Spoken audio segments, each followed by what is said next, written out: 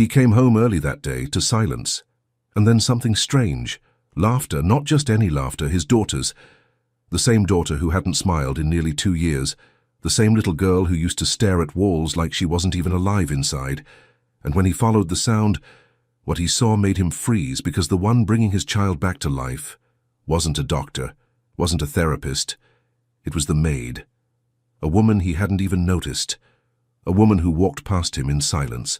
A woman heaven sent, wearing a blue dress, holding a broken child, and carrying something even money couldn't buy. What he witnessed in that hallway would break him, then save him. Benjamin King could buy anything, but not his daughter's joy. He was the kind of man who signed billion-dollar deals from a private jet, the kind who owned houses he never lived in, wore suits stitched by hand in Milan, and shook hands with presidents like they were peers. But in the quiet halls of his home, none of that mattered. His wife, Clara, was gone, taken by a car crash that left nothing behind but a grieving child and a man who didn't know how to grieve at all. Since then, their daughter Sonia had changed, from a bright laughing girl to something else, still breathing but barely living. Her eyes didn't light up. Her mouth forgot how to smile. She was like a flower kept in the dark. Benjamin tried to fix it the only way he knew how: spend more, do more, control more. Therapists, toys, private specialists from across the globe. But nothing reached her. And the truth was, he couldn't bear to see her like that. So he stopped coming home. Until one Tuesday, a meeting got cancelled, and he walked into his house unexpectedly. What he saw, what he heard, he still can't explain it. But that moment, that holy, quiet moment at the end of the hallway, was the beginning of something he didn't ask for and didn't deserve. A miracle. And the vessel God chose to bring it was a 27-year-old maid. Quiet, unnoticed, carrying not just a mop and bucket, but a calling. But before we begin, click subscribe, like this video, and tell us where you're watching from. I pray this story reminds you that God often hides his greatest answers in the people we overlook the most. He used to come home late. Now, he hardly came home at all. The house was always spotless. The floors gleamed, the air smelled like lemon polish, and the silence stretched longer than the hallways. Benjamin King lived in a world of glass and metal, contracts, calendars, quiet elevators and cold boardrooms. He was 45 years old and undefeated in every room. Except one. Sonia's. She was 6, small, still, too quiet for her age. Sometimes she sat at the window for hours watching nothing. She didn't cry anymore, didn't run down the stairs or ask for bedtime stories, just sat, like she was waiting for something that would never come back. Sometimes Benjamin stood in the doorway, briefcase still in hand, and just looked at her, wanting to fix it, unable to fix it. And when the weight became too much, he did what he'd learned to do: work harder, stay away longer, because numbers didn't cry. Spreadsheets didn't look disappointed when he failed. 2 years ago, Clara died on a mountain road. It was sudden, unfair, brutal. A simple trip turned into a call from the sheriff's department. He remembered dropping the phone. He remembered the sound of his daughter's voice breaking behind him. And after that, he remembered nothing. Just noise, just fog, just meetings. Now the house stood like a monument. Big, beautiful, lifeless. He'd filled it with expensive art and rare orchids, security gates, motion sensors, imported tiles from Italy. But love didn't echo off those walls. Not anymore. His staff knew the rules. Keep it clean, keep it quiet. Don't interrupt him unless it's urgent. The nannies rotated, the therapists quit, and the little girl in the corner window just kept fading. One morning, the agency sent someone new, a maid, early 20s, brown skin, tired eyes, soft smile. She arrived with a cloth bag and no questions. Her name was Stella Brown. He didn't meet her. His assistant handled it. Just another employee in a long line of strangers paid to fill in the silence. But what no one saw, what Benjamin couldn't have guessed, was that this quiet young woman didn't just carry cleaning supplies. She carried something sacred, something planted deep inside her through her own grief, her own loss, her own prayers. God had sent someone into that house, and he didn't need permission to begin healing. Most mornings, Sonia sat in the same window seat. It was her mother's favorite corner of the house, the one that caught the softest light just after sunrise, the one where Clara used to sing while brushing Sonia's hair, her voice barely louder than the wind in the trees. Now it was Sonia's place, still, quiet, watching. Sometimes she pressed her cheek against the glass, as if hoping the cold would remind her she was still here. Sometimes she traced the fog from her breath just to see something move. She didn't speak much anymore, only when necessary, and only in soft answers like her voice didn't trust the world. Benjamin watched from a distance. He never knew how to enter the room without breaking something. He tried once, sat beside her on the bench, showed her a new tablet with a glowing screen. She stared at it, then looked away. She wasn't ungrateful. She was just unreachable, like her soul had slipped behind a wall too high for him to climb. He hated that wall, hated that he didn't know how to pray his way through it, and didn't know who to blame more, God or himself. Clara would have known what to do. Clara always knew. There were days he swore he could still hear her, footsteps in the kitchen, a soft laugh in the hallway, the way she used to hum while making pancakes on Sundays. But it was memory, ghost, habit, and none of it brought their daughter back. The staff had learned not to make noise around Sonia, not to ask too many questions, not to expect smiles. They called her a sweet little girl and meant it, but you could hear the helplessness in their voices. And then there was Stella. She didn't follow the others' lead, didn't walk on eggshells or treat Sonia like glass. She sang while she swept, soft hymns, old lullabies, songs Sonia's mother might have loved. At first, Sonia didn't react. She just listened, eyes turned to the window, but her hand twitched, just slightly, just enough. And one afternoon when Stella passed through the hallway with her bucket and broom, she paused near the window, smiled gently and said, "That sun looks like it's trying to find your face today." Sonia blinked, and for the first time in a long time she didn't look away. Stella Brown moved through the house like she belonged everywhere, and nowhere. She wasn't loud, she wasn't intrusive, but she was present, in a way few people knew how to be. The housekeeper called her efficient. The chef said she had kind eyes. Benjamin still hadn't spoken to her. He hadn't needed to. She clocked in quietly each morning, kept to her tasks, and vanished into Sonia the rhythm noticed of the mansion. She noticed the way Stella folded towels like origami. Soft corners, neat folds, one for each shape.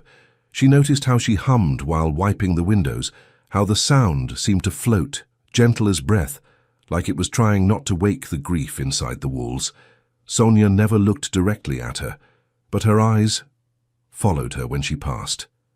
That afternoon, the sky outside was bruised with grey, the kind of day that made everything feel heavier.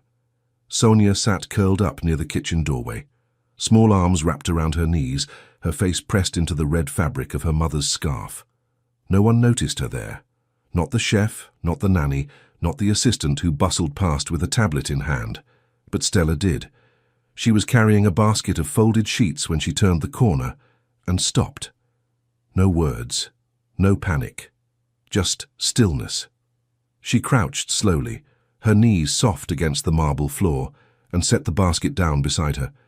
Then, carefully, she sat, not across from Sonia, not above her, but beside her, close enough to be felt, far enough not to press.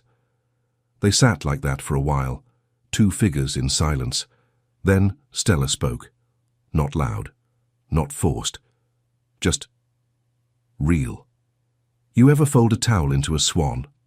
Sonia didn't answer, didn't move. "It's harder than it looks," Stella said, smiling faintly. "But sometimes it helps, when your hands are doing something kind." Still no reply, so Stella didn't push. She stood up gently, lifted the basket again, and began to walk away. But just before she turned the corner, a voice, barely a whisper, floated up behind her. "What kind of swan?" Stella stopped. She turned her head slightly, met the little girl's eyes for the first time, and in that moment, Something passed between them. Not loud, not sudden, but holy. The kind of connection that doesn't ask permission, the kind that only God can thread. It started with napkins.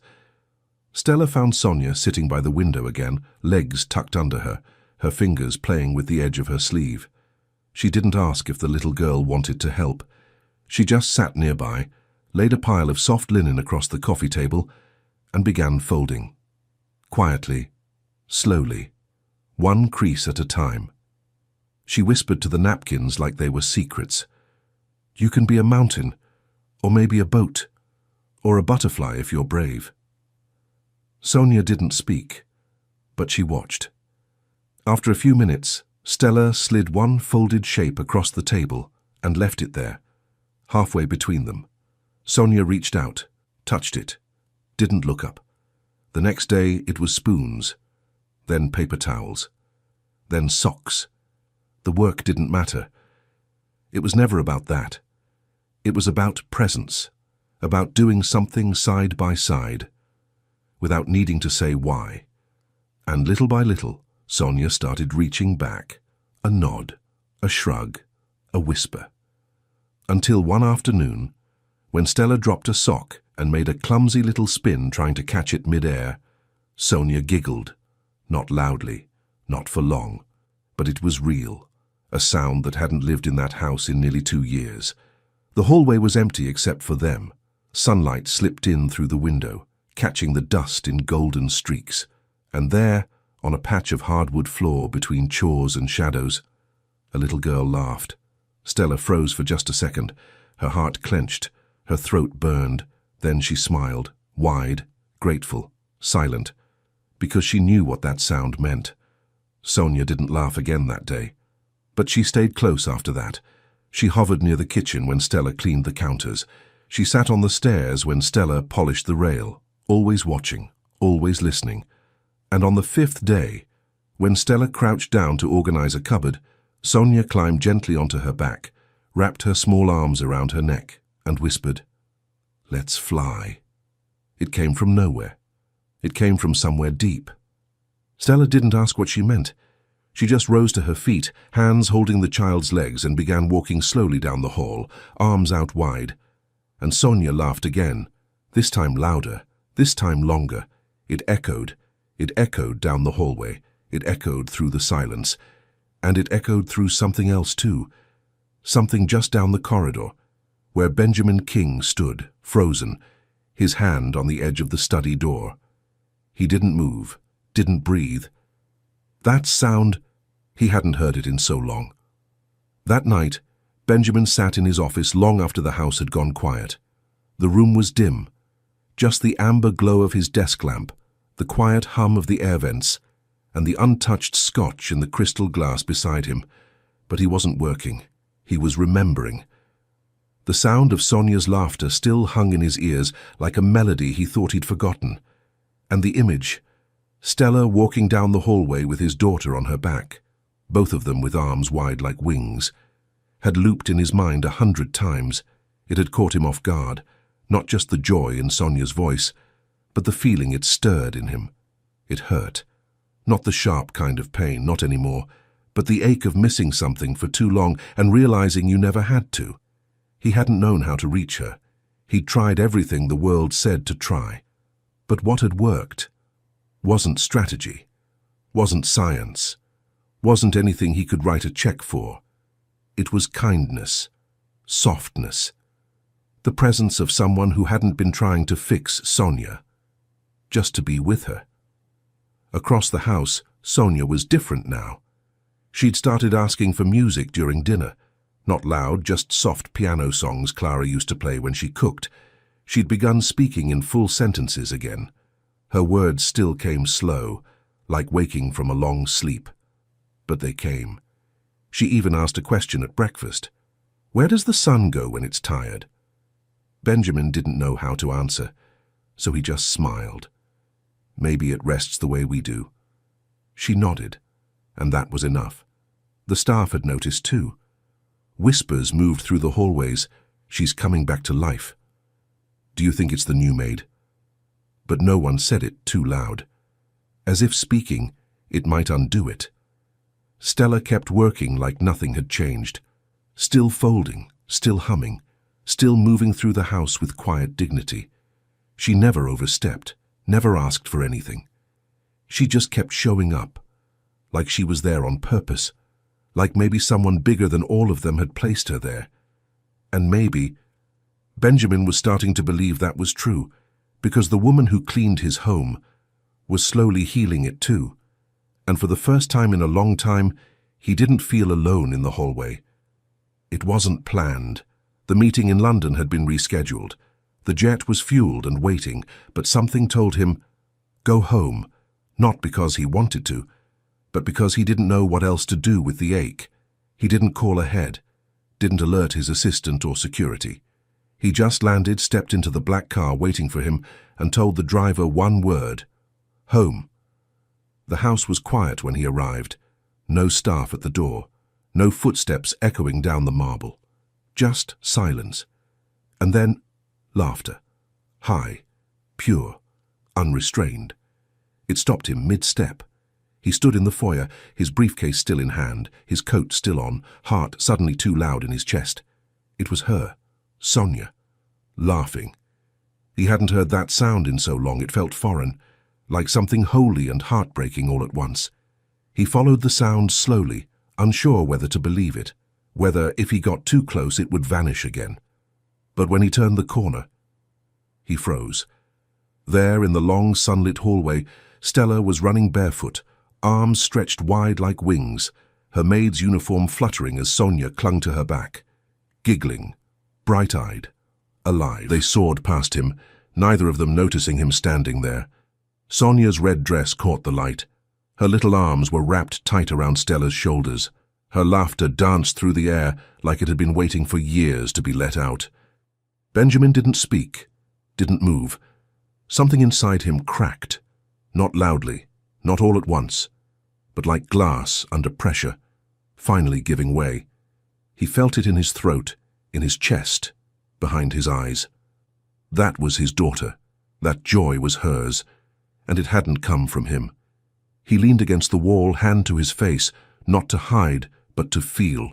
All this time, he'd been trying to buy healing, but healing had entered quietly, through the back door, wearing an apron, and carrying Grace in her arms. He stayed there for a long time, watching them disappear down the hallway, and when the sound faded into silence again, he whispered under his breath, "Thank you, God, for sending her." Even if he didn't understand it yet, even if it broke something in him, he knew this. Nothing would be the same now. That night, the house didn't feel quite so silent. The laughter was gone, yes, but its echo still hung in the air like it had left a mark on the walls. Benjamin sat at the edge of his bed, still in his dress shirt, his hands resting on his knees, his eyes unfocused. He hadn't said anything to Stella, hadn't spoken to Sonia, hadn't touched his dinner. He was holding something heavier than hunger. Truth. And truth, when you've spent years outrunning it, arrives like a slow burn. He opened the file on his desk later that night, the one labeled Brown Stella domestic contract. He hadn't looked at it before, hadn't needed to, but now he read every line. 27 years old. Originally from upstate New York, some college, incomplete. Under education, a note, early childhood development, grief therapy track. Paused due to family hardship. Benjamin leaned back in his chair, closed his eyes. There was so much he didn't know, so much he hadn't bothered to know.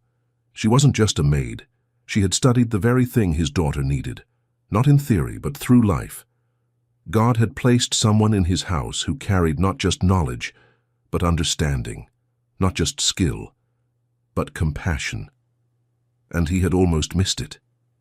He remembered the way she ran down the hallway, not like a worker completing a task, but like someone who'd made herself small so a broken child could feel big again.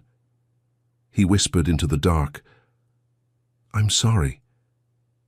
He didn't know who it was for. Clara, Sonia, Stella, maybe all of them, maybe God. The next morning he didn't wait. He asked the house manager to send Stella to his study. She entered quietly, eyes lowered, hands clasped. She was expecting it. A reprimand. Maybe worse. She was used to powerful men being uncomfortable with what they didn't understand.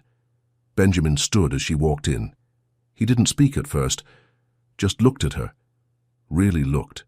And then, gently, he said, "Thank you."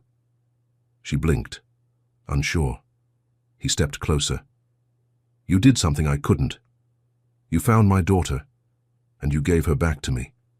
Her eyes filled, but she said nothing. "I overlooked you," he added quietly. "That's on me. But I see you now." A pause. "And I need your help. Not just with Sonia. With me." It was Clara's birthday. There were no candles, no cake, no decorations, just a gentle breeze slipping through the curtains and the weight of memory pressing on every surface of the house. Benjamin had arranged a small memorial, family only, quiet. But when Sonia heard the date, she asked for something more. "Can I dance for her?" She said it so softly he almost missed it. Benjamin looked at her, his daughter, still small, still healing, but brighter now, steadier. "Of course," he whispered, the words catching in his throat. She spent the next 2 days with Stella behind closed doors.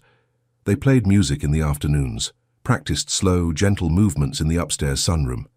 It wasn't technical, it wasn't polished, but it was sacred.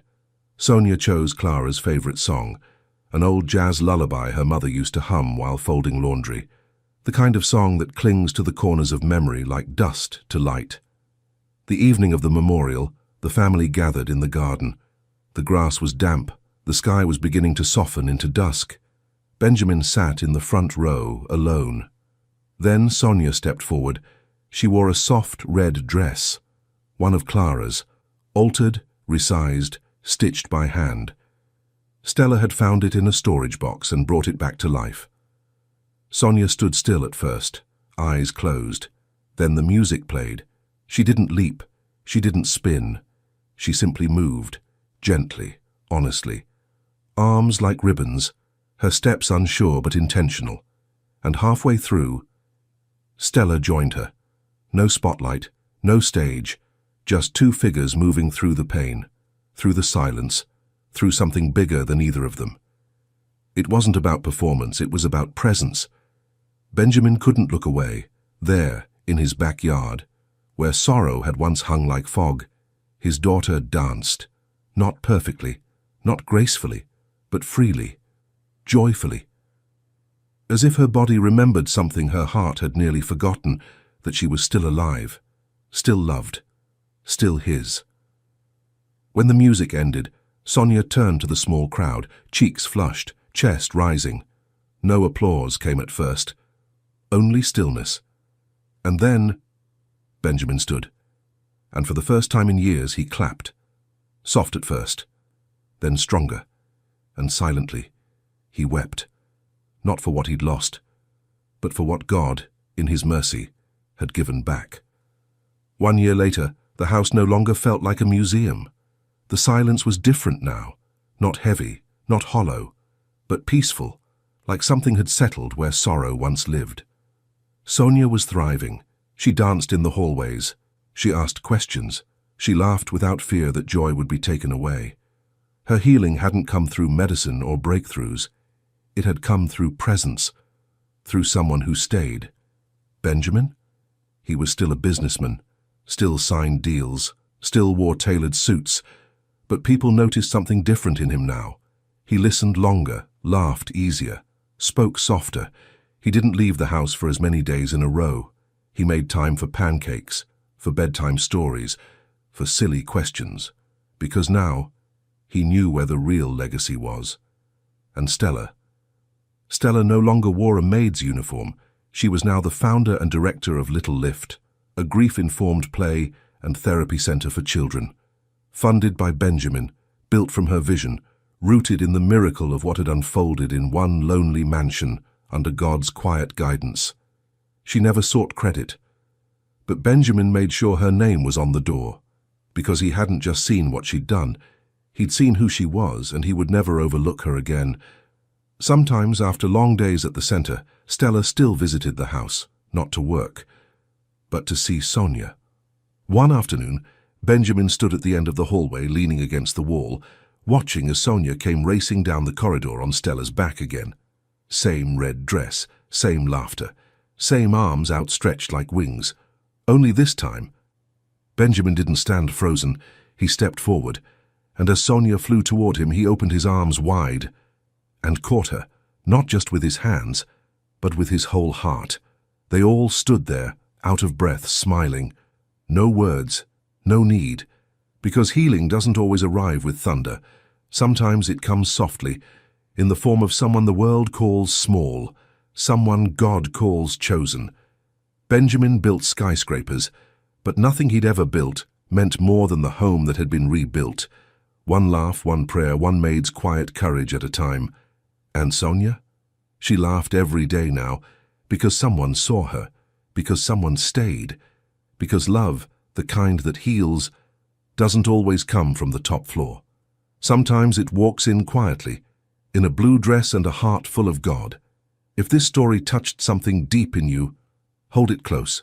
Don't rush away from it, because sometimes the greatest miracles don't come through thunder or spotlight, but through people who walk in quietly and love like God does.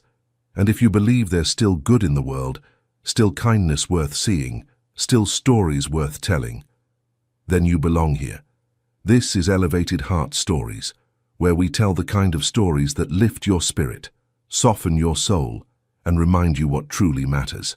So if this moved you, don't just leave, stay, subscribe, share this with someone who needs it, and let us know in the comments, where did this story find you today? From our heart to yours, thank you for watching. And remember, God sees, God sends, and God still heals, always in the quietest ways.